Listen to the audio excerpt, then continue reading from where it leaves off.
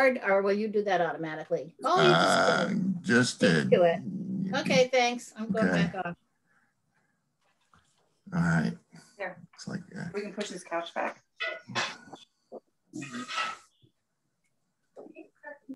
Okay, can you mute? Okay.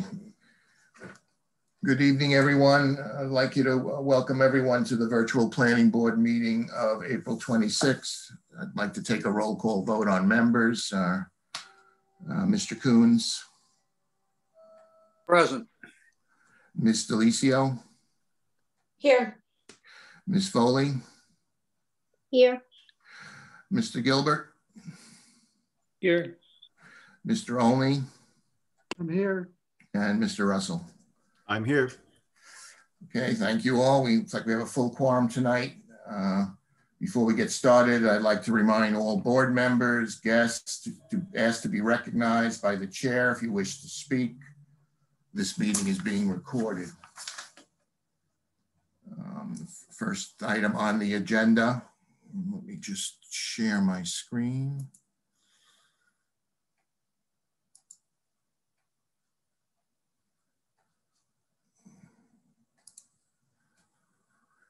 Okay.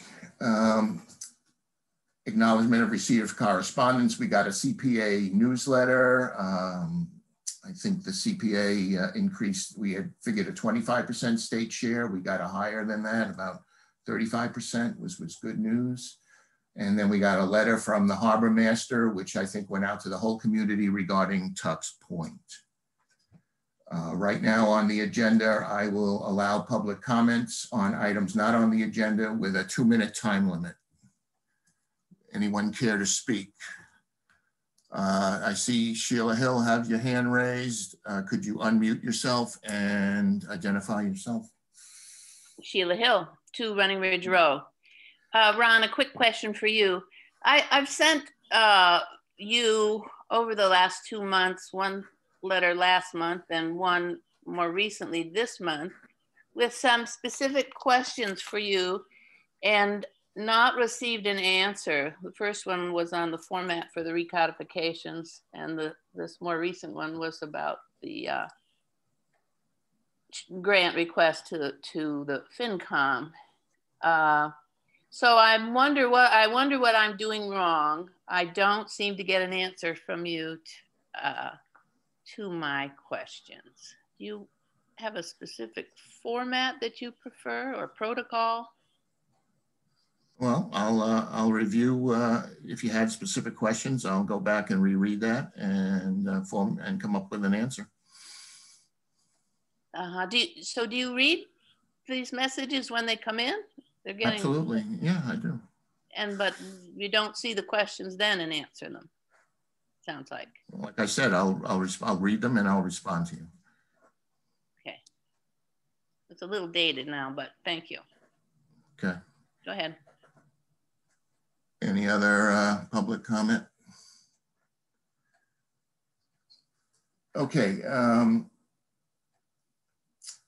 The next item on the agenda is the Surf Village Project Complete release. And I believe to speak on that is Russ Brown. Yes, thank you, Mr. Chairman. I think it's a relatively straightforward matter. The planning board executed a covenant that was recorded against the land at Surf Village and Manchester Magnolia Line. And that covenant requires that the planning board actually execute a release before any of those units, the 8 units at Surf Village could be sold. Of course, this has been overlooked for 7 straight sales. So 7 units have been sold. But with this latest closing, the last units being sold, somebody has finally noticed this defect. So we've come back to the planning board pursuant to the covenant that was executed, which does expressly require that the planning board, before we sell any units, the planning board has to execute a release signifying that the project is in compliance with all the terms and conditions of the planning board special permit. Okay, thank So you. I believe that we are compliant. Okay, and Sue, we got a letter from the building inspector also concurring that construction is complete. Received an email Okay. that he had received as built, and he believed the construction to be complete. Okay, so was I think, forwarded along. and Russ, correct me if I'm wrong, what I'm sharing is the as-built that is what you sent us. Can that be seen on the screen? I'm just looking, condominium site plan that was done by county land surveyors. I believe that is the final as-built. I recorded the final as-built actually as the final as-built became the Surf Village condominium site plan. I believe this looks, I don't have it up in front of me, but this looks like it is it exactly. There was a modification later on, as you remember, Mr. Chairman, to the, we had to make a modification later on to the drainage. I think the Conservation Commission picked up on that, but that was fixed to everybody's satisfaction.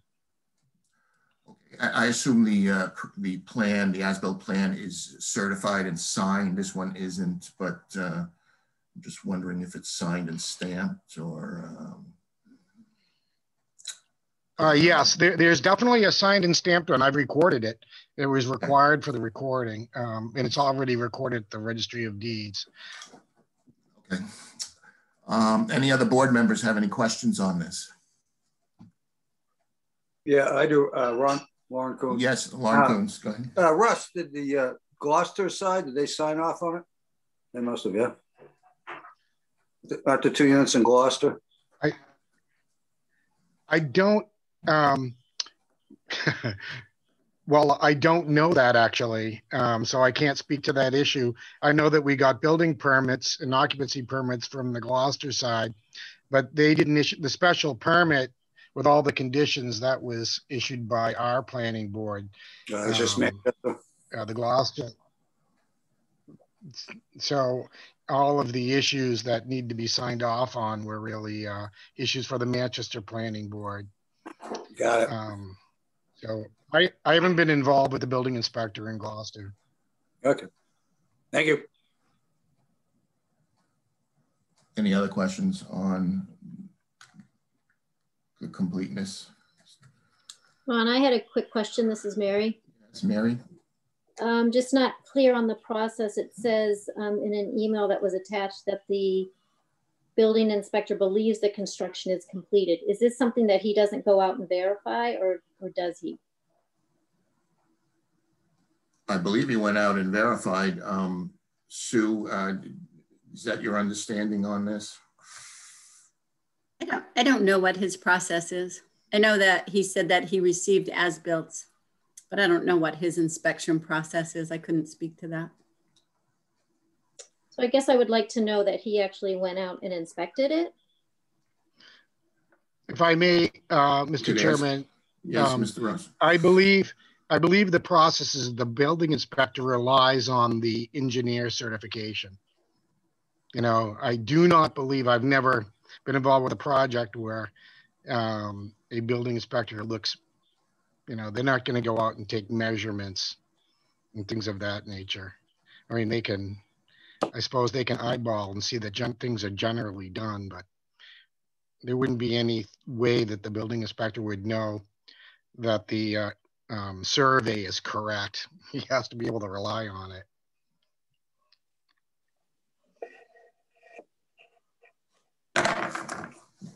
Can I jump in here? Yes, and indeed, Chris. we all rely on it. I mean, I'm certainly relying on it. So I think obviously a certificate of occupancy has been issued for the property. So the building inspector must have done something to issue the certificate, I assume. And building on what Mary was pointing out, did you attest that all the conditions of the special permit have been fulfilled, Russ?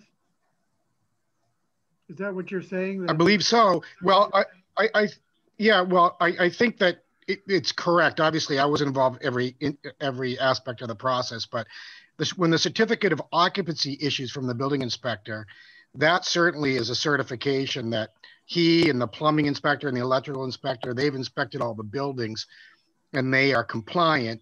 In terms of for the planning board, there were special conditions like the CR and the stormwater management. The CR, of course, we went through an extensive process. I just finally, and of course, you've already approved the CR, and I just got that signed off by the selectmen. I picked it up today. The only issue that was left after that was, I believe, the stormwater management system was not operating correctly because one of the swales was not in the implementation dug to the sufficient depth. So that had to be revisited, and we went through that process with the planning board. As you might remember, we had it re-engineered because we had some refusal. We had rock outcroppings that presented a problem. So that was re-engineered. The DPW signed off on that re-engineering, and that plan was implemented. So all of the drainage structures have been installed according to plan. So I can't think of anything else that the planning board has a concern over.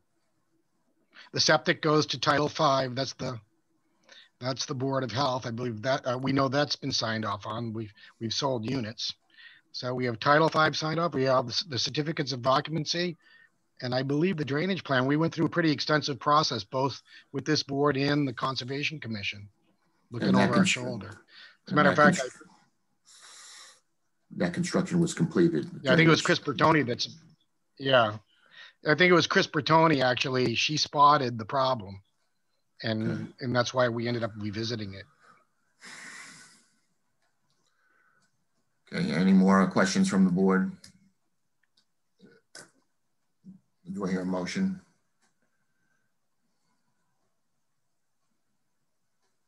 Yeah, I'll make a motion. What exactly are we doing? We're signing a formal release construction that signifies that the conditions of the special permit have been satisfied.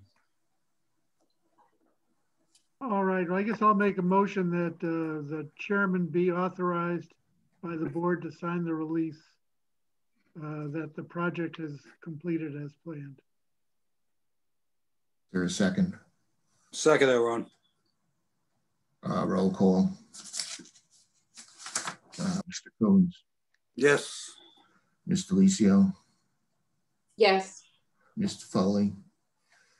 Yes. Mr. Gilbert. Yes. Mr. Olney. Yes. Mr. Russell. Yes. The chair votes yes. Okay. Thank you, board members. Thanks, Russ. Is it possible to pick up the release tomorrow, the signed release tomorrow, or how would that work? So, Helene, do I have a copy of that? You do have a copy. The release requires 4 signatures, but we have authorization that only Ron, that all documents can be signed by only Ron. So that's one point. And the other point is that it says that you, Ron, have to sign it in front of a notary public. So you have to go to town hall and sign it. Normally, But town hall open? No, you have to call up, make an appointment, go over, do all that stuff. So whoever signs it, which would be you, because you're the only one who's authorized to sign singly. The release. Russ, are you a notary? No, I'm not, unfortunately. I gave that up when I stopped doing closings. Right.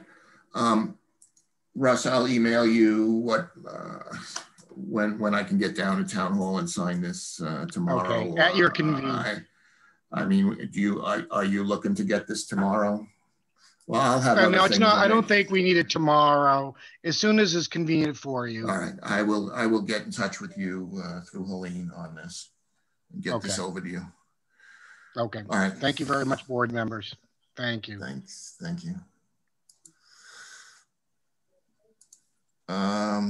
Okay. Okay, now the next one is Mr. Glovsky, Surf Village, I'm sorry, 1921 Forester Street, request for opinion on adequacy of common driveway. So, Helene and I, looked up some of this. The 3 lots being served require a special permit under 6.2.8. That's not the case here. Here we are concerned with the dimensional requirements of the driveway under 6.2.8. According to the building inspector, they appear to be met. Is the roadway or driveway adequate in our opinion, which is section 5.1. So the building inspector has weighed in and found no issues. I suggest we have a written correspondence from the building inspector to that effect. And so the next thing I would like to hear from a representative from Glovsky on this issue, and Miranda. Hi, good evening, everybody. Miranda Samasco on behalf of the applicant, Jeff Bistrong. I'm at Glovsky & Glovsky at 8 Washington Street in Beverly. Thank you, Mr. Chair, for summarizing matters. What we have is a request to basically approve an existing driveway that already serves the property at 21 Forster Road, owned by Jeff Bistrong. We are asking for the board to provide an opinion that it is adequate to serve as a common driveway, in that it will serve both 21 Forster Road and also the lot that was created by an A&R plan in 2018 by the board that is now under agreement to be sold, and it is numbered 19 Forster Road and shown on the plan that was, the supplemental plan that was submitted as map 28 lot 80. And as you noted, Mr. Chair, the existing driveway meets the requirements of the 6.2.8 of the bylaw with respect to common driveways. And even though this is a common driveway that will only serve 2 lots, we just have pointed out to the board that it meets the standards for a common driveway under 6.2.8. That is, it has a minimum width for its roughly 209 feet of length of 18 feet. The slope is less than 1% for the first 50 feet. And overall, the slope is about 3.25%, well below the 5% threshold set forth in the bylaw. And in 2018, when this matter was first reviewed with the building inspector, he opined to Attorney Mark Levsky that the proposed common driveway would satisfy the requirements of section 5.1 entitled adequate frontage. And I can report to the board that I spoke with Mr. Orlando last week, and he again stated that in his view, the driveway meets the requirements for a common driveway. Thank you, Miranda. Any comments from the board? Questions?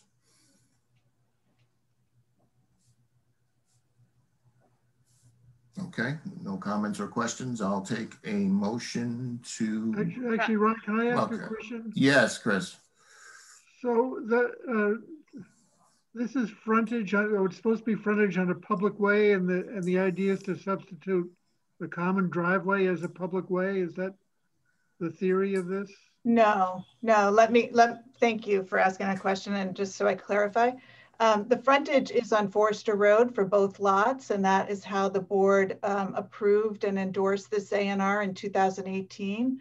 As you can see, there's about 186 feet of frontage for 21 Forster Road and 147 feet of frontage separately for 19 Forster Road. The common driveway is proposed not as frontage, but as access, because the frontage for 19 Forster Road, a portion of it, or a significant portion, is of a grade and topography in terms of wetlands that doesn't easily accommodate a driveway. So in lieu of getting approvals for a driveway, the common driveway is proposed as is allowed by section 5.1. Okay, thank you. Mm-hmm. Ron, may I have just a point of order? I'm in a butter. Yes, go ahead. I just am curious, Miranda or Ron, if the special permit requires notice to abutters. Special permit. It's not a special. It's not a special permit. It's not a special permit. I see. 3 driveways, 3 or more, 3 lots being served would require a special permit. And this is only 2 more. Thank Well, you. this is only, this is 1 driveway serving 2 lots, one of which is Mr. Bistrong's existing home. So he's just to serve the second lot at 19 Forster Road. I see. I thought it was 2 more, just 1 more. Thank you. Yep, just 1 more. Any other comments from the board? Take a motion.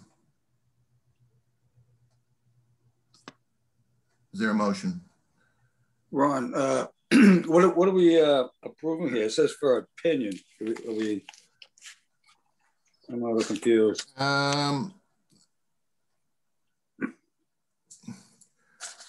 Well, good point. The board should simply vote. We should just simply vote if we agree with the building inspector's opinion that these drive-it is adequate dimensionally and meets the requirements of 6.2.8, I believe. And 5.1. And 5.1. Yeah. Unless we want to take a site walk or. I'll give it that. I'll make a motion to approve it. So the motion should be that we agree with the building inspector's opinion that the driveway is adequate and meets the requirements of section 5.1 and 6.2.8. Is that what you meant? That's correct. I'll second that as long as I don't have to repeat it. Okay, it's been made and seconded. Any further discussion? We'll take a roll call vote. Mr. Coons? Yes. Ms. Delicio? Yes. Ms. Foley? Yes. Mr. Gilbert? Yes. Mr. Olney? Yes. Mr. Russell? Yes. And chair votes yes. So Helene, the next step would be to put something in writing. Yes, just put something in writing and. So can I write so I will volunteer. Does anyone want to volunteer to write the opinion, or I can with Helene and you and I can do it? I'm willing to write the opinion with you because all the information is written in the bylaw. Okay. Can't make a mistake on this. I mean, it's black and white. So any objections for myself and Helene writing an opinion on this? No, it's a good idea. Okay. Sounds good. All right. Thank you, everybody. Thanks, Miranda. Appreciate it. Okay. May I ask Miranda if she's going to mail me those 4 11 by 17s? Yes, Helene, I will. They will go out tomorrow. Perfect, because I want to attach the opinion to one of them. Okay, very good. And thank you very much. Thank you, everyone. Thanks. Okay, next item is the A&R for 16 and 20 Magnolia Avenue, and Mr. Bonacorso will speak to that.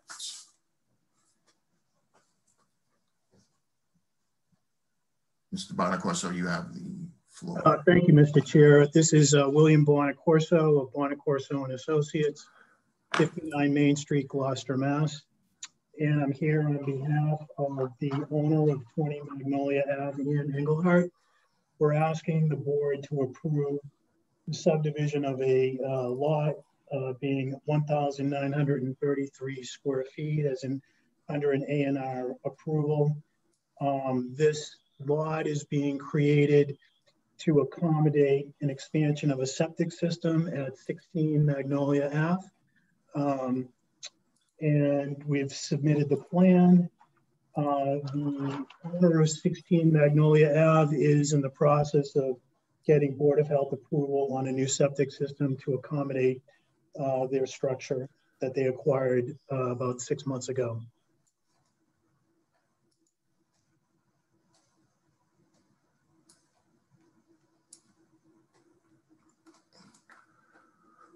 Okay. So we're breaking this. Okay, any questions from the board on this?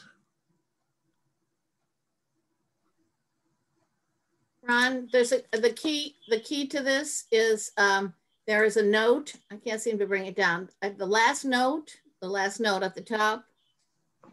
At the top, that's the bottom. At the top where the notes. It's at the top. There we go, to the right. Yep. And it says that there it is.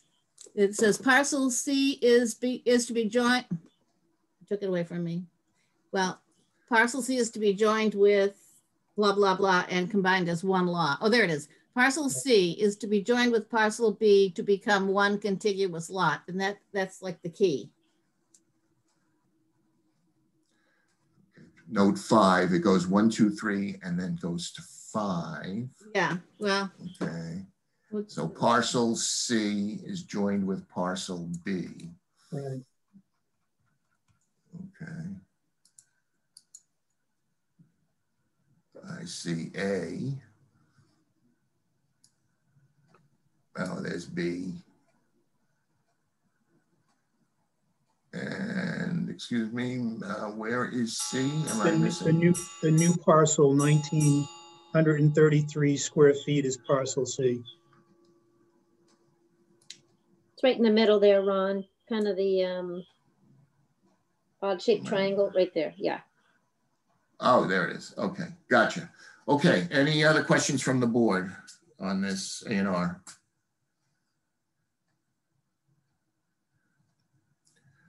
Lauren, it's number 814 if you want to make a motion. 819. Oh, okay, sorry. I'm sorry, 819. Lauren, we're gonna miss this part of your. Yeah. So this is plan plot of land Manchester by the Sea. William and Lisa Mann, 20 Magnolia Avenue. Dated December 15th, 2020, scale 1 inch equals 20 feet. Prepared, I believe, by David P. Terrazzoni, 4 Allen Road, Peabody, Mass. And A&R number 819. 819? Yes, and so correct? You're making a motion to approve, correct? Correct. Is there a second? Second, Mary. Motion made and seconded. Any discussion? Okay, I'll take a roll call vote on the A&R. Mr. Coons? Yes. Ms. Delicio? Yes. Ms. Foley? Yes. Mr. Gilbert? I recuse myself because I'm a neighbor. Okay. Mr. Olney? Yes. Mr. Russell? Yes. Chair votes yes, so that's a 6 and 1 recusal. Helene. Thank you. Okay, thank very you. much.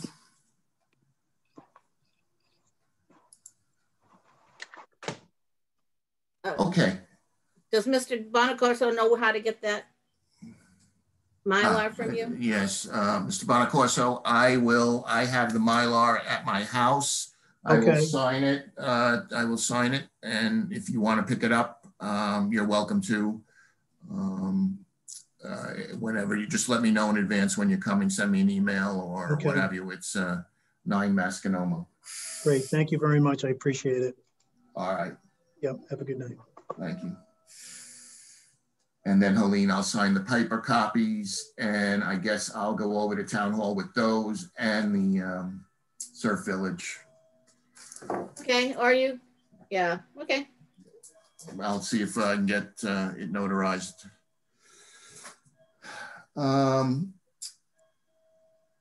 Okay, so the next thing, the last meeting, we couldn't, reach a decision on this LCD study, submitted to the FinCom. Several board members had left the meeting, and we really didn't get to talk about it. There was a lot of questions asked by the FinCom, we really I did not see any response, Mary, from you on any of these questions. So I am thinking that we should, and I talked to Sarah, she said, you may want to move this to the next election cycle in the fall. I talked to Sue, there may be grants available for this. I'm thinking timing wise, I would think we might want to reconsider our decision on this LCD study right now, here and now, to make a decision. I don't think it's got much traction with the FinCom from the questions I heard and talking. I open this up for a discussion with the board on that. About moving this down the road and maybe looking for grant money instead of town money. And maybe we'll have a better idea down the road of what's going on up there. So I will, any comments from the board on doing that or keeping it? Ron, this is Chris. I think it's a wise move to delay it. There's really not a great deal that we can do right now anyway with the 40R. So I think postponing this to the fall town election, see what happens in the meantime, is a wise choice. Any other comments on this study? I'm sorry, that broke up. I don't know if it was my connection or your connection, Chris. Could you repeat that, please? Any further comments on moving the study and reconsidering it and moving it down the road? The other idea is, I think the FinCom is meeting Thursday on this. Correct me if I'm wrong. It also conflicts with our recodification meeting. It's just a scheduling thing. But again, I'm thinking we move this down the road. And maybe so I would like an explanation, I guess, from people that would like to move it down the road. Why exactly? From my understanding that the 40R was supposed to give us some information, give us some details, and it hasn't. That was my understanding of why we were asking for this additional study, which is in the master plan. A strategic plan for the LCD is called for, and the strategic plan also incorporates the feasibility portion of the 40R. So I'm unsure why we're kicking this down another year. I'm not kicking it down another year. I think if we push it, I don't think it's going to go anywhere. I'm just reading the tea leaves of the FinCom. Well, I think they're taking they're taking their cue from us, and I'm really curious. It's our job to do studies. So why are we not doing studies? Why are we not following through with the master plan and coming up with a strategic plan? So the why FinCom are we going? excuse me. The FinCom is asking what type of things do we want and what revenue will it bring?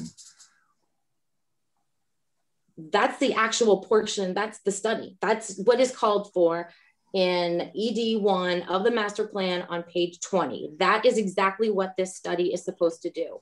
Why are we jumping to step 6 of coming up with a specific zone if we don't know if we have the infrastructure, what the possibilities are, where the delineations are, what the buildable lands?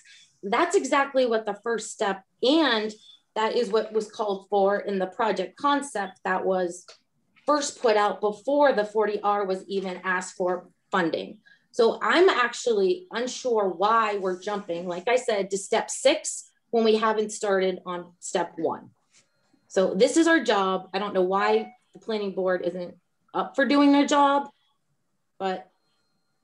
So Christina, just so I want to be clear, I wasn't saying that we push the study down the road. I'm saying we push the request to the FinCom to fund it down the road to the fall. Well, I'm unclear, Chris. You already voted to disband the group that was going to study it in-house without financial commitment. So this group as a majority voted to vote that down, which was the first step in doing this without any funding. That was denied. That was kicked down the road again. So now the second step was, all right, let's have some funding and ask people for professional study. So you said no to both. I'm unclear why. Ron, could I weigh in on this? Yes, Mr. Gilbert. As strongly as Christine is speaking about this, I equally feel in a complete opposite direction that we don't need a study. Our job is not to do studies, as you said just a few minutes ago. Our job is to make plans and give advice and counsel to the Board of Selectmen and the town and to administer certain bylaws. There's no study needed. I've been against this all the way along. We know if we change the zoning in the commercial district, we will gain revenue from the new uses we'll be allowing there. You don't need a study to tell you that. We know through the FAQ that was recently produced that we have adequate sewage and water to supply for those new uses that would be there. It's a question of what uses.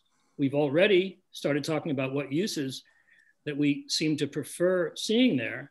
So we're pretty far down the road already towards formulating some opinions on our own. There's no need to stop and do a study. And the study would tell us what? That if you change the zoning, you'll gain some tax revenue out of there? Yeah, we will. We don't need a study to tell us that. So I don't really see the purpose of the study. I never did. Well, I think, Gary, that you were on the master plan committee. Is that correct? Were you on the master plan committee, Gary? I don't want to turn this into a two-way conversation. Yes, I was on the master plan. So you were part of this plan, the master plan, and this is a recommendation in the master plan. So I guess at this point, are you saying that the master plan is already out of date, which I was going to bring up? Absolutely not. I don't think you should say that whatsoever. Well, excuse me, Christine. Look, go through the chair, please. I don't want this. I don't want this back and forth. We need to go through the chair. It's not a playground here. So, simply asking the question, if you didn't believe it, if you didn't think this study was necessary, then why exactly did you agree to this in the master plan? It's on page 20. It comes before a 40R. Ron? Yeah, Mr. Gilbert, could you want to respond to that comment? We also have Gary Russell's on the master plan. We've learned a lot of things about the master plan, about the commercial district, and we've already done some discussions as a planning board concerning it since the master plan was written. And we also understand better about our sewage and our water. So a number of things we've learned since the master plan was written. Again, I just disagree. I wonder how other board members feel, and I would like other board members to be able to speak instead of just Christine. So why don't we go around the room if we could, Ron? Call from Ron, this is Mary. Yeah, go ahead, Mary. Sorry. Call from Lois. Go ahead. I'm sorry. Go ahead. I got conflicting things going on. Oh, can you hear me? Okay. Yeah. First off, I didn't know I was supposed to respond to any questions, so I'm unclear where that came from. But I agree with Christine, and this was a recommendation in the master plan for a strategic plan for the limited commercial district that would test market feasibility, revenue production potential, as well as assess anticipated impacts to traffic, housing, public facilities and services, and natural resources. So I proposed this LCD study because we need data in order to plan. What is the development potential in the LCD? Where in the LCD is best to build? There's a 2004 Horsley-Witten map that highlights a lot of land over by Gordon College as areas subject for future development. So let's look at the whole LCD and assess where development potential is. Where does any proposed development make the most sense? This is what any of these studies need to tell us. We need to understand the areas in the land. Are the lots buildable? What's the impact to the surrounding environment? The financial impact on the town, the pros and the cons, the risk factors. And important in any feasibility study is also to have a contingency plan that is also tested to make sure it is viable in case the first plan fails, which I think we're living a little bit of that right now. The study will address, will a development project get the return on investment that the town is expecting? Development usually leads to additional expenses for the town, and what's the net impact? We're seeing this with the 40B. You get tax revenue potential, but then the other costs outweigh that. We know residents have a lot of concerns with proposed developments going on, and we need to be able to provide answers to them and provide answers to the board so that we can make informed decisions. We need data. A study will provide data. I'm not a fan of spending money where it's not needed. And $50,000 request to FinCom is probably way too high. Maybe it's 20,000. If we don't do studies like this, otherwise we continue to spin and discuss with no hard data behind any decisions or any potential. So Mary, you presented this to the FinCom, correct? No, you asked me to go there. So they asked questions on this and then they kicked it back to us to give them a better clear, I think they asked you some questions and, you know, they wanted to, so are we gonna go back to them on Thursday with the same thing? Is that what you're, with the same, you know? So when I was, I don't understand. I don't understand where we're heading on this. We're just gonna go back and say, hey, here it is again. I mean, is that, or are we gonna try to, you know, explain some of the answers? I think, you know, there was some questions from the FinCom that we can do infrastructure analysis ourselves. We can, you know, and I think you agreed to that. I don't know if you want to pull that out or, so I'm asking, you know, just to go back with the same thing. We're just spinning our wheels here. They're not going to approve it, in my opinion. Any other board members would like to speak on this? Mary, you've spoken. Well, Ron, I'd like to answer your questions because when I went to the FinCom, it was in your place and they said that they did have questions about the extent of the study, the amount of money being spent on the study, and if it was needed. And for us to go back as a board and discuss and kind of bring to them any more details that we can for what we need with this study. And that is what I've been trying to say, is that we are not getting the data we thought we were going to be getting from an MAPC study. So we still need a lot of data if we're looking at the limited commercial district for any potential development. And we need to be able to present that to ourselves and to residents. So going back to the FinCom, it's saying, we need this feasibility study that was clearly laid out. Well, I'm just saying, I don't think it's going to have much traction with them, but okay. Anybody else have any comments? Mr. Russell, you have your hand up. Yeah, as you know, I have a lot to say about this, and I'll repeat a lot of it. First of all, yes, it is in the master plan as a recommendation, but as we've been clear all along, the master plan never laid out priorities for what to do first, and the recommendations were laid out in such a way that there were some priorities that came to the surface, but you it's a mistake to look at a list and say, the master plan declares that we do this first, this second, this fifth, this seventh, whatever that may be. Again, we keep hearing about, we need to look at the entire LCD.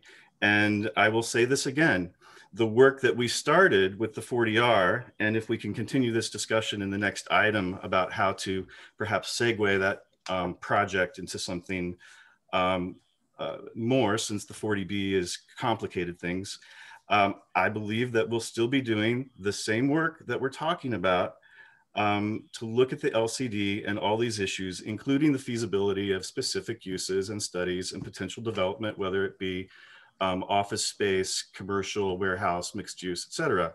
We can get there with the resources we have. I again think it's a mistake and a manipulation, really, to keep saying that we have to look at the entire LCD. Yes, there is some land on the western edge owned by Gordon College. However, it's very remote in terms of its connection to any other part of developable land. It's spanned in between by vast amounts of conservation land. The area that we've been looking at with the 40R, and then it got complicated with the 40B, encompasses, again, pretty much all of the parcels that are available to be developed other than the Gordon College land, which is quite separate and remote.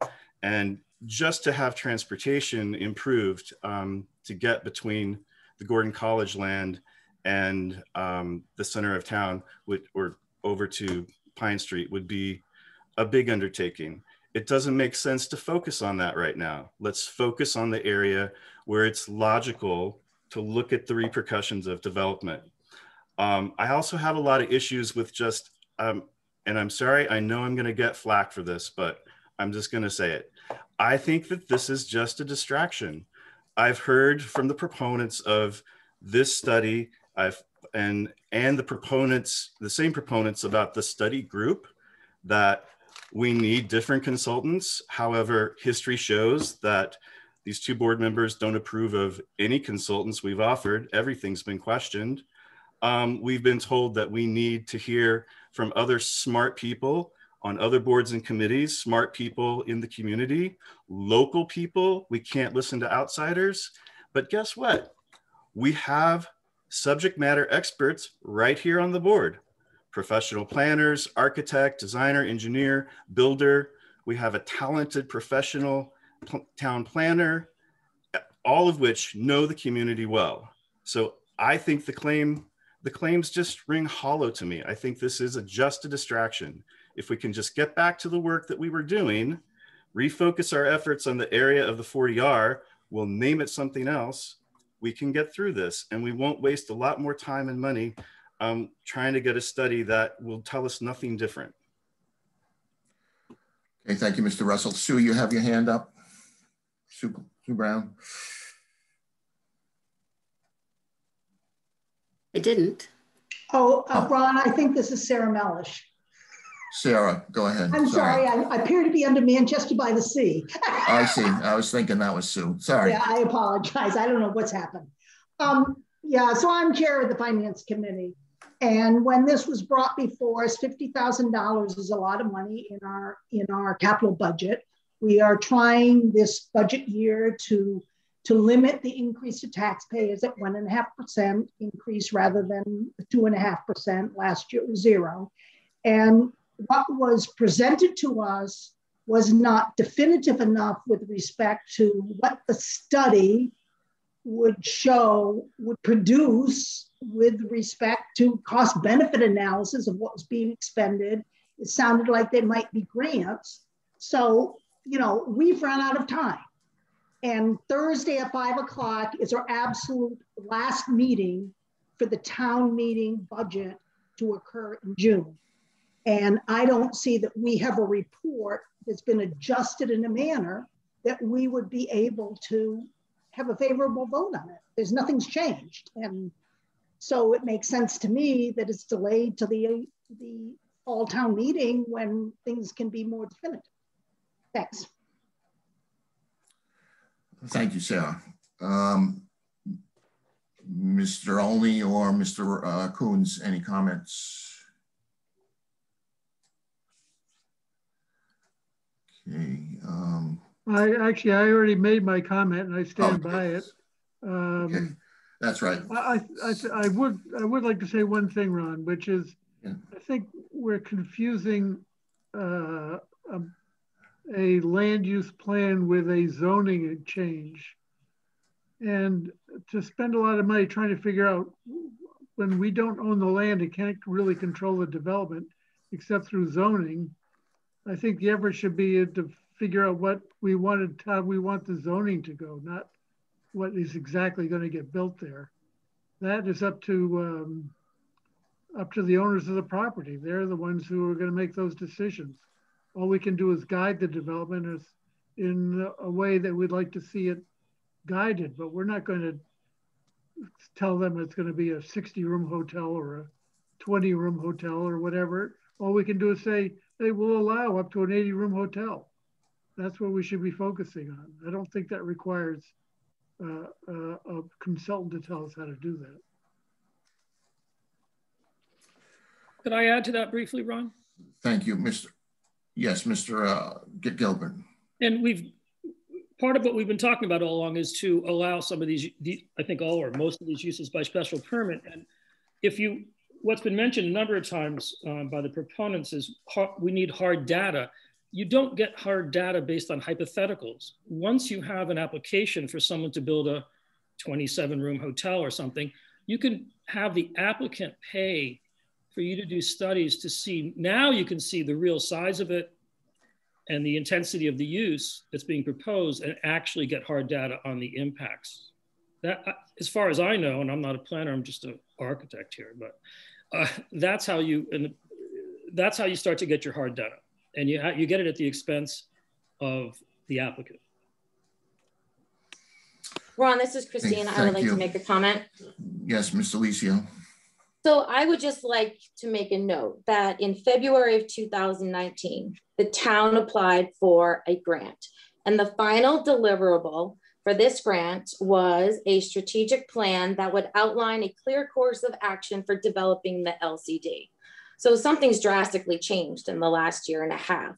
But then fast forward to the 40R, additional project concept language calls for a shared vision for the limited commercial district, specifically to confirm consensus on desired uses, identify acceptable density, assess protection needs, and create performance standard.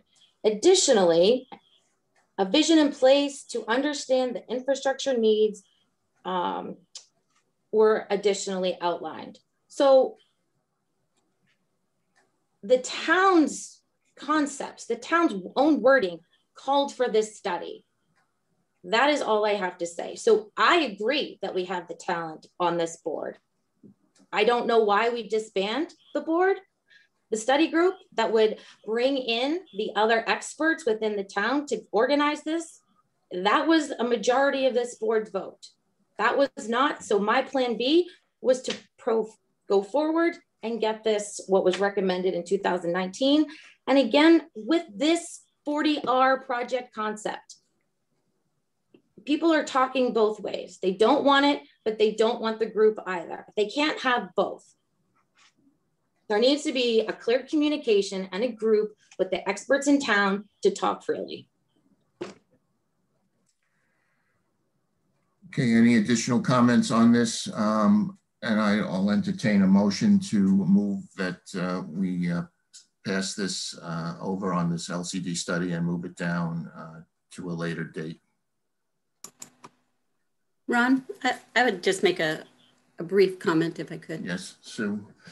So I would just like to respond that, so throughout my years planning here, my first option has always been to look outside of the town budget to do our planning.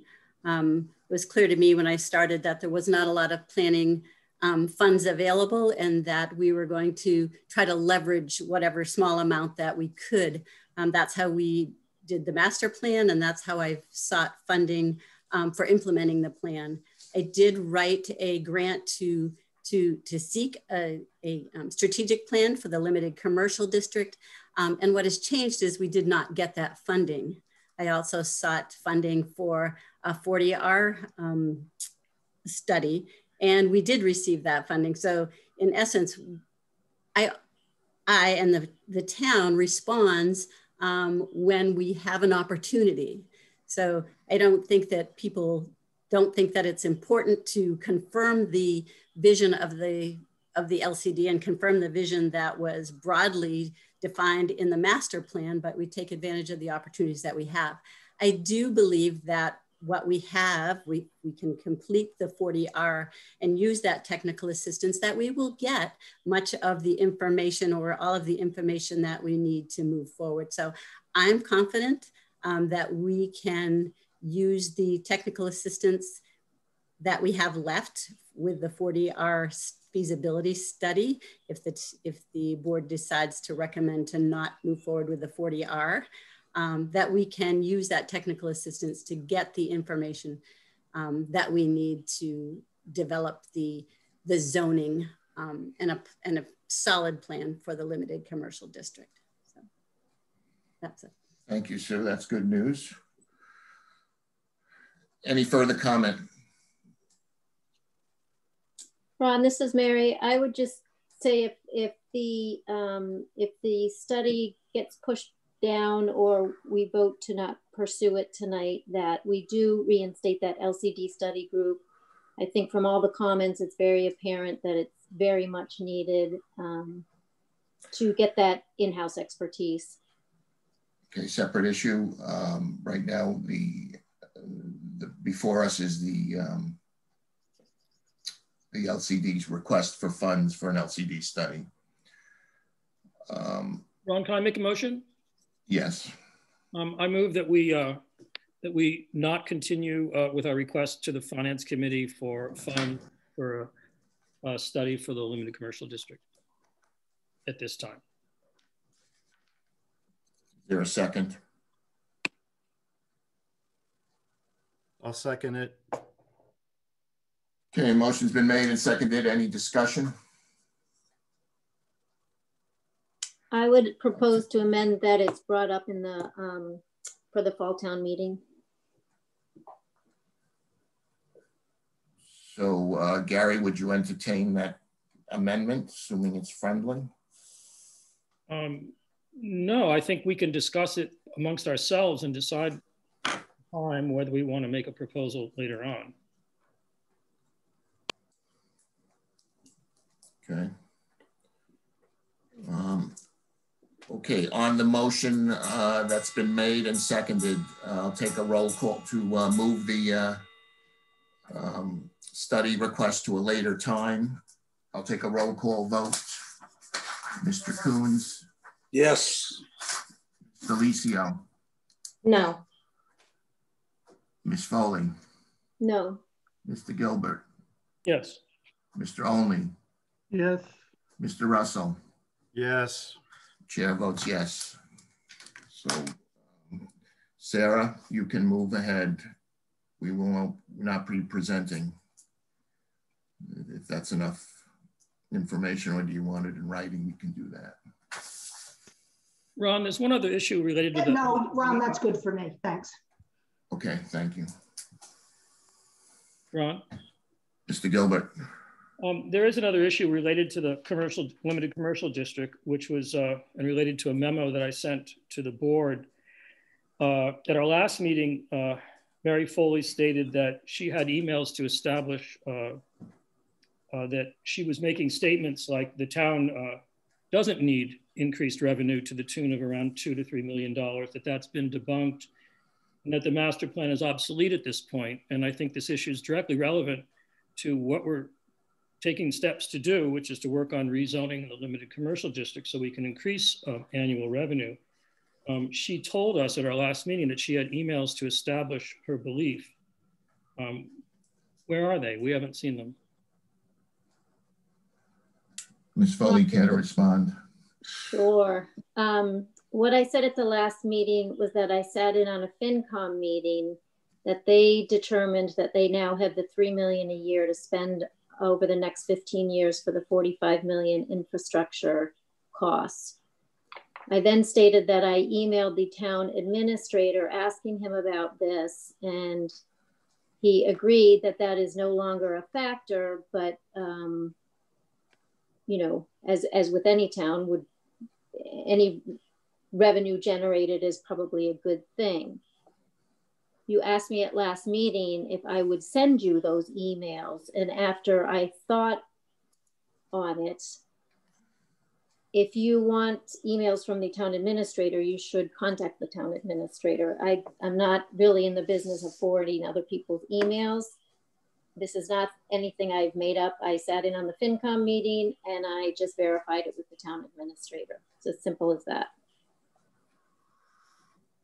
Ron? Yes, Mr. Gilbert. I think Ms. Foley's mischaracterizing what she said. She literally said the master plan is obsolete at this point. And then she said she had emails between herself and the town administrator to establish that. I've actually seen emails between the two of them that were shared with me, and nothing establishes that. And what I believe what's going on in the background here is that we have a planning board member who has an agenda of anti-growth in town, which has been something we've been struggling with for a couple of years here in the planning board. The town needs the planning board to help it to achieve its goals. Its goals are to have a target of increased annual revenue of around $2 or $3 million.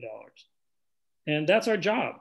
And to say a statement like the master plan is obsolete or that the $2 or $3 million number is debunked is really pretty disrespectful to the effort that people spent 3 years of their lives on developing the master plan, which includes myself, it includes Gary Russell, it includes a candidate for the planning board, Sarah Creighton, and a number of other people were involved in this effort. And it's not about. And I just think this kind of fake news should not be spread or stated in town, particularly by an elected member of the planning board. Well, Gary, as I have told you before, do not put words in my mouth and do not characterize me as growth or not growth, as you do not know. And what I said was that what was in the master plan is no longer accurate because the FinCom has corrected that issue with generating that gap from the 1.8 million to the 3 million that they need. That's all I said. Now, if you want to go and ask the town administrator for emails between the town administrator and myself, so be it. He should have asked for my consent. That would be a professional way to do it. But do not try to throw me under the bus by saying I'm saying something non-factual or I have some hidden agenda. Okay. I'd like to make one last comment on this, Ron, if I could. Yes, go ahead. The statements that I just said that Mary made are quote unquote taken from me listening to previous meetings on March 22nd, and then during that week, the 24th at the FinCom, and then at our last meeting. So I didn't make any of them up. It is my opinion that you've come here on an anti-growth agenda. That's true, and it is my opinion. But the other things I stated were factual, so I'll just leave it at that. Ron, this is Christine. Okay. Can I ask a question? Yes. Is Sarah still here? Could she clear this up? I don't know. Ms. Mellish, are you online?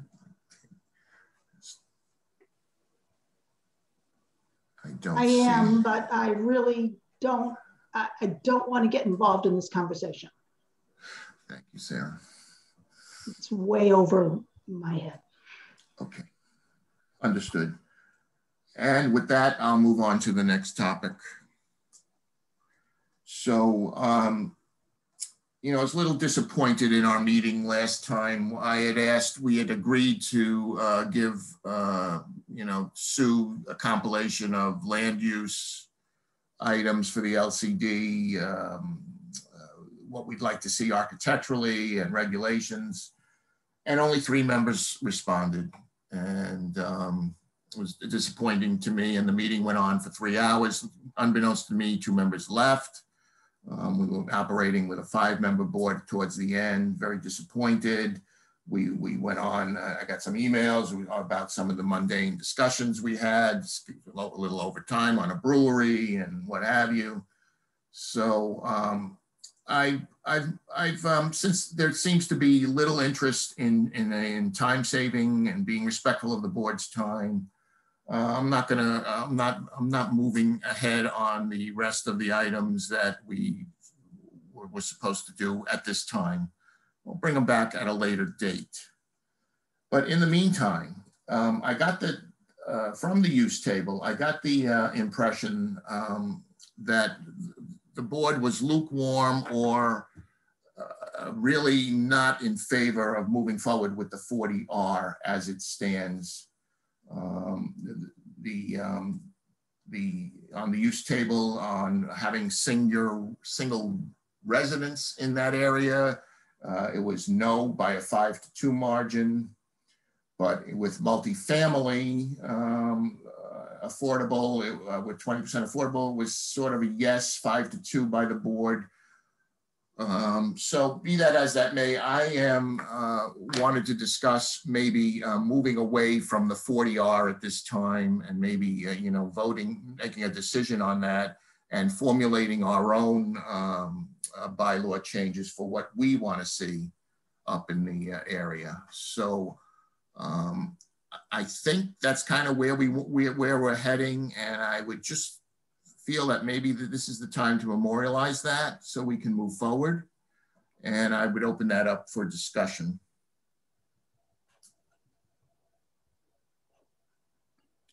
Ron, if I may. Yes, Garen. I absolutely support this idea. The 40R, I think, is a good program. And when it came up through the master plan process and we initially started proposing it, I thought there were a lot of potential benefits to the town. After the 40B came up, it not only complicated the work we were trying to do internally, but the understanding of what we were trying to do versus what was happening with the 40B became a rather messy and complex issue for the public and the community to understand. Now, the 40B went away, but has now come back. It's going to raise its head again. And I think that will further complicate the issue that we're trying to study. I'm perfectly happy to say at this time, it doesn't look like the 40R is the appropriate avenue for us to pursue a solution for the bulk of the LCD development area. That's not to say that I think it's a bad program, but it's no longer right at this time, given the change in circumstances with the 40B. So I think we should let it go, use the base of the work that we've been doing to build our own district zoning for what the town wants to see there. Thank you, Mr. Russell. Any further comment? I completely agree with Gary. And if the 40B, which we're still very likely faced in seeing a reality, if that does become real and we allow development in the limited commercial district where we're mandated to have 51% housing, it certainly begins to look like a bit too much of housing. That alone is a stumbling block. But I agree with everything Gary Russell just said.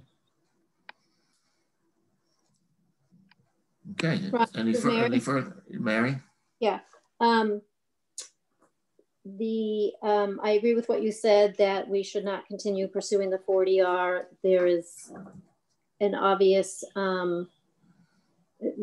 non-comfort level with the residents for additional housing up there. I think we should pursue some minor zoning changes to allow for more commercial development up there, kind of where this all started. Thank you. If there's no other further comments, I'd like to take a motion that we can still maybe use the framework, Sue, but I think we would take a motion to not pursue the 40R. Yeah, I would say that your motion might be a recommendation to the Board of Selectmen that you would not pursue a 40R, but that you would complete the work with looking for another solution. I think that was best said. And would someone make that motion? Ron, I would just, this is Mary, I would just like to clarify, those sound like two different items. Can we vote on two different items? Well, I guess the main item is that we would recommend that we are no longer to want to pursue the 40R. That's the main thing I wanted to get across tonight. Ron, okay. Can I ask for some clarity, Ron? Yes. I'm not so sure we can be as casual about it. We have a grant, right, Sue? And what would we, it seems to me, I'm guessing we're all in agreement actually, to not continue pursuing the land use dictates of the 40R, but we'd like to see that grant money, the remainder of the grant money somehow held or put towards other specific research or study. Sue, what's the proper way to perhaps word this? Well, I'm not hung up on wording. I think the intent is, I'm fine with 2 votes, or I'm fine with just the vote that you would recommend that you don't proceed with the 40R, or you don't recommend proceeding with the 40R.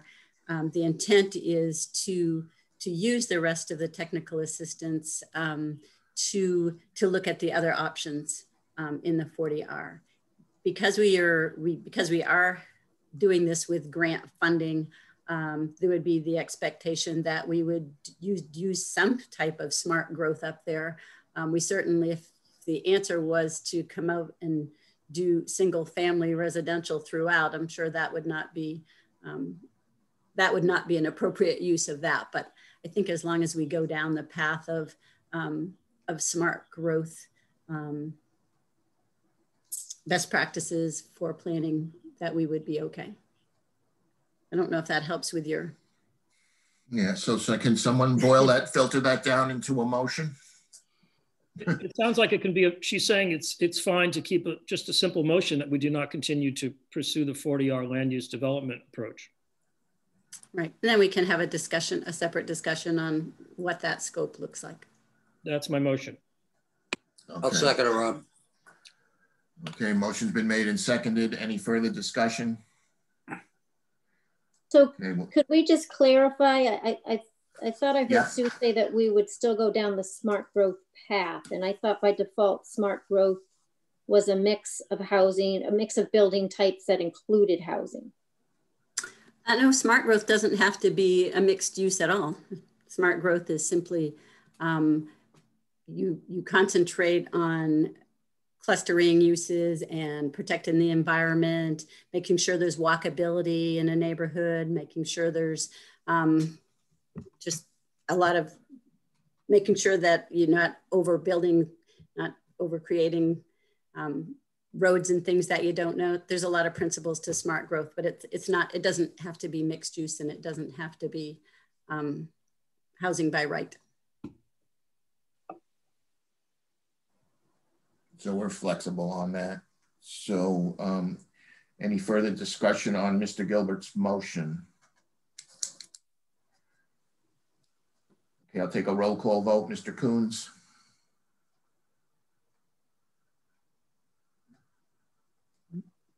Yes. Ms. Delicio? Yes. Ms. Foley? Yes. Mr. Gilbert? Yes. Mr. Olney? Yes. Mr. Russell? Yes. Chair votes yes. So, okay. Was there a second part, Mary, you were concerned about on bringing up, or I think we're good. I mean, I've got what I thought we wanted to do tonight on that. Oh, I was just trying to get clarity that, you know, the one piece was voting on pursuing or not pursuing the 40R. And then the second piece is then what's our next step? Okay, well, we will pursue, you know, making our own bylaws and our own changes to that in future meetings. Okay, next on the 40B comments. So I think you've all received email from Eli on the 40B application that was given to, submitted by SLV to Mass Housing. You were provided a link to the documents and the new plans. So Eli has asked us to make comments on the site plan. And I would just, my thought would be to focus on the key aspects of the application because they are exempt from most bylaws. So we should treat it as a simple site plan approval application where we should review safety and stormwater. So I'd like you guys to review the plans and submit comments to Sue for compilation. And then we'll submit that to the Board of Selectmen. Now the date that we saw was May 24th. So we'd like to do that beforehand. But I understand there's an extension of 30 days by the Concom to kind of get their studies in on what they're doing with the vernal pools up there. So that might get extended. But for now, let's try to begin comment period with the idea that the deadline is May 24th, probably a few days before that for Sue to compile.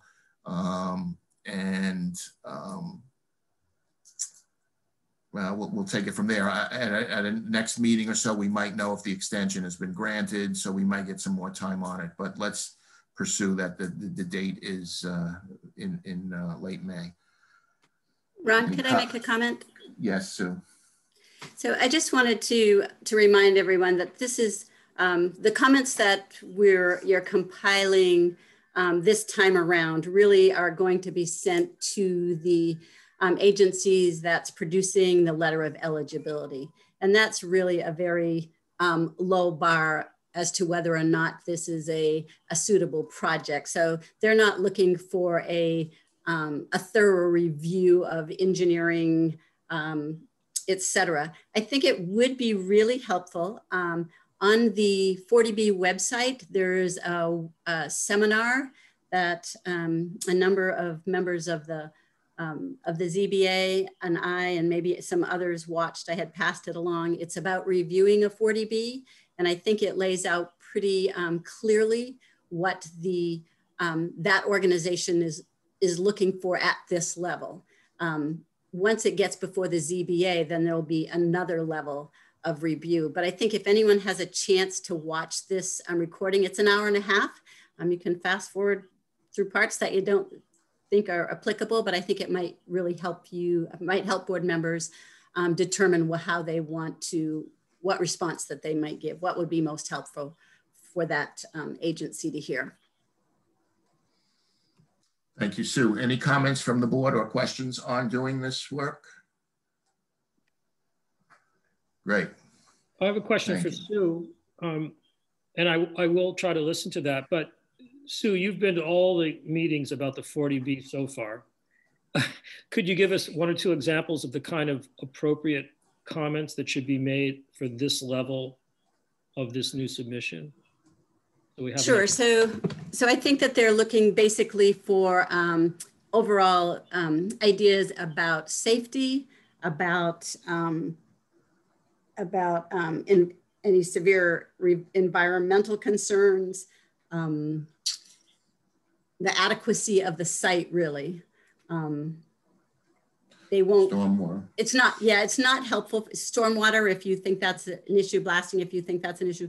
I think it's not helpful to say it's too large at this point. All of those things are kind of at the next level. So I think really just looking at the site, basic health, safety, and that type of response. Does that help? Very good, thank you.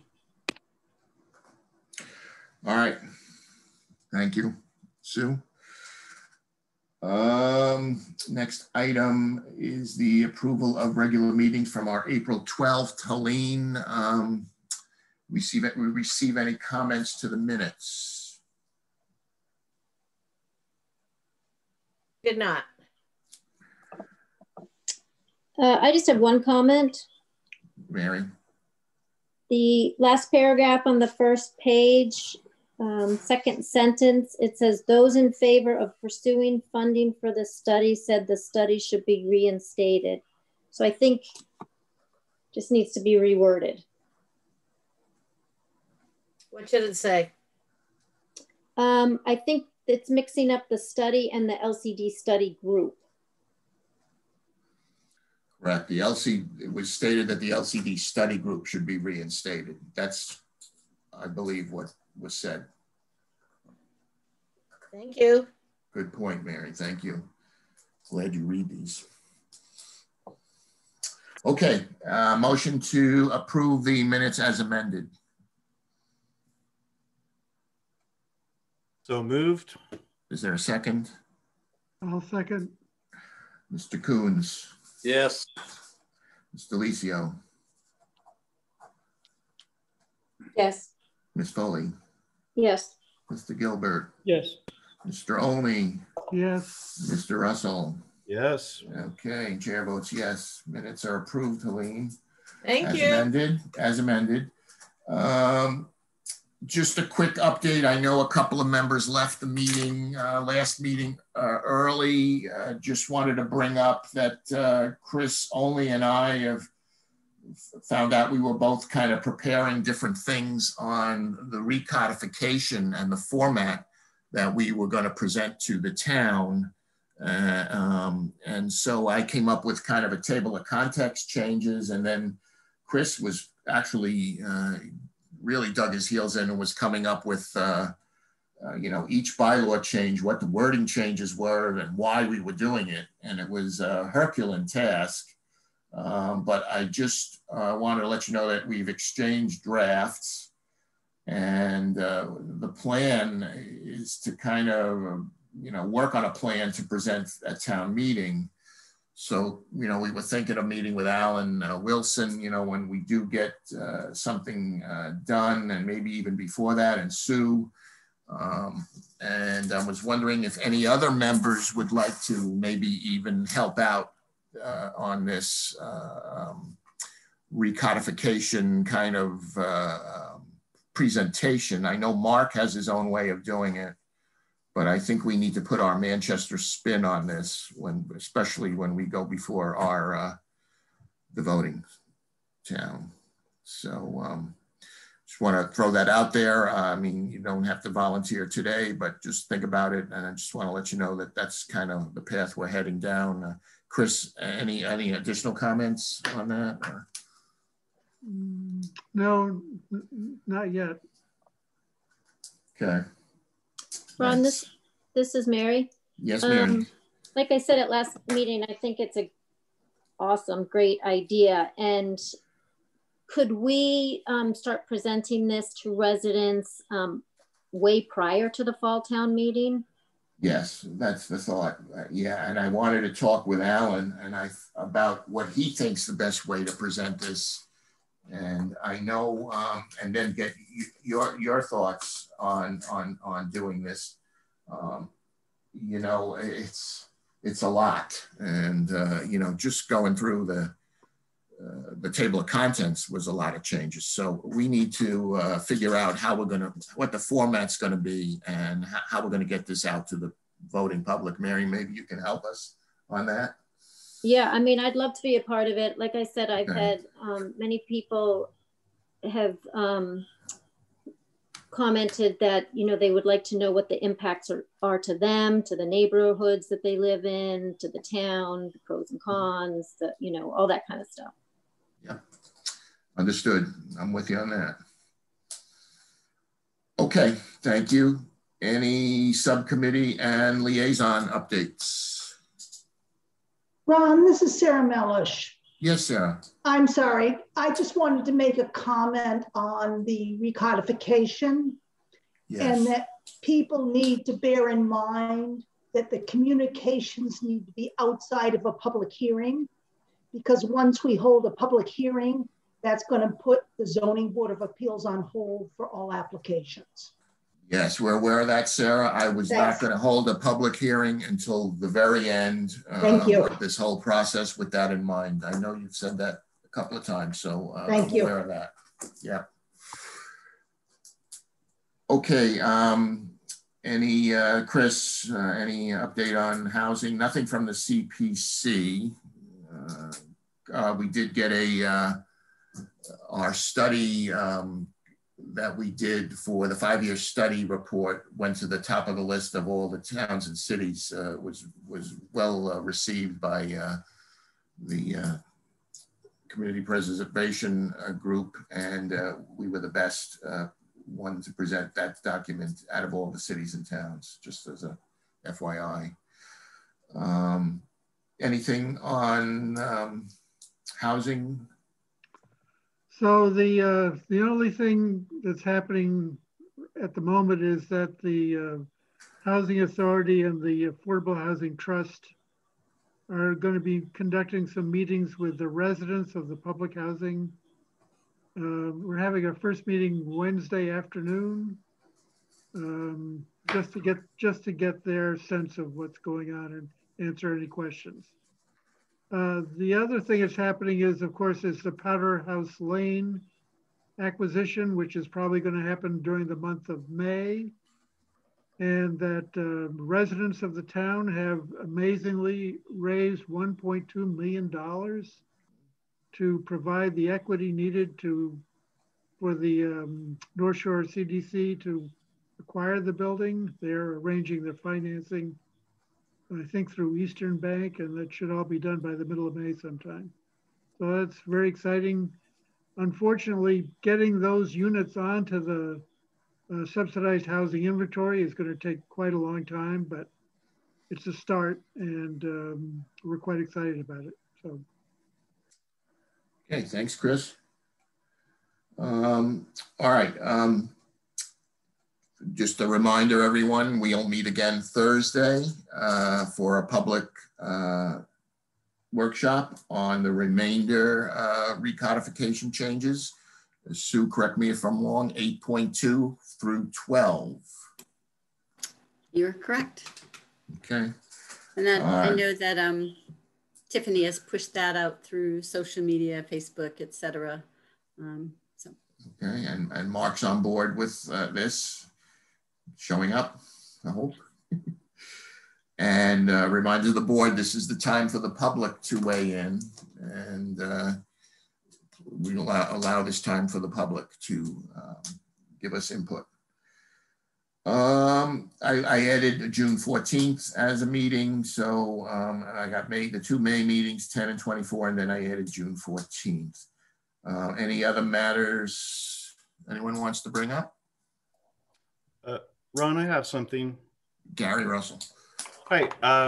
So I heard that the Cricket was planning on hosting a candidates forum for our planning board candidates, since we're the only competitive race in Manchester this year. And I don't know when that's scheduled for, but we should keep our eyes open for that.